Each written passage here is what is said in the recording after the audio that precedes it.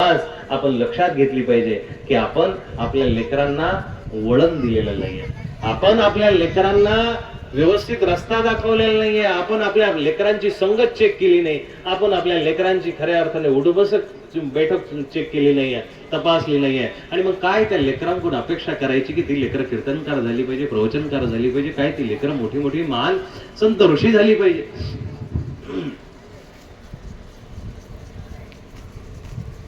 आपल्या या सराळ्या बेटावरती एक महान संत होऊन गेले, 12व्या शतकातले ते संत आहे ज्यांनी मराठीचा आद्यग्रंथ लिहिला, ते पंडित माईमभट्ट सराळेकर. त्या गावाचं वैभव आहे. आमचा माळवा संप्रदाय ह्या गोष्टीला खूप दिवसापासून प्रयत्न करतोय आणि इतरही सामाजिक रूपातली बरीचशी माणसं प्रयत्न करताय की ते सराळे गावामध्ये कुठेतरी त्यांचा एखादा पुतळा तरी व्हावा, एखादं स्मारक व्हावं.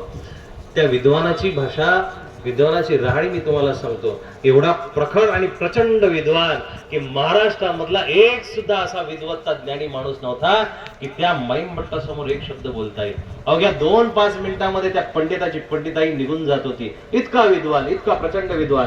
पण संगत थोडीशी जरा चुकीची लागली आणि चुकीची संगत लागल्या कारणानं ज्ञानाचा अहंकार वाढत गेला. इतका वाढला की 2 लक्षणं दुसऱ्यांना हिनवण्यासाठी त्याच्यामधून बोधक अशी त्यांचे दाखले होते, बोधक अशी त्याच्यातून सूचक अशी सूचना होती की हातामध्ये माझ्या मशाल आहे ना, तर या पृथ्वीवरती एकमेव ज्ञान सूर्य म्हणजे मीच आहे. ढगामध्ये आभाळामधला एक सूर्य तो आणि पृथ्वीवरचा ज्ञान सूर्य म्हणजे मी.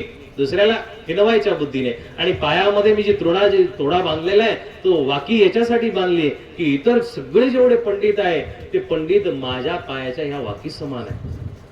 ज्ञानाचा गर्व झाला. ज्ञान खूप आहे, खूप प्रचंड ज्ञान आहे, पण ते ज्ञान ज्यावेळेस गर्वाने आच्छादित होतं, अहंकाराने आच्छादित होतं ना, तो फुगा फोडण्यासाठी परमात्मा रूपी गुरु आपल्या जीवनामध्ये येत असतो.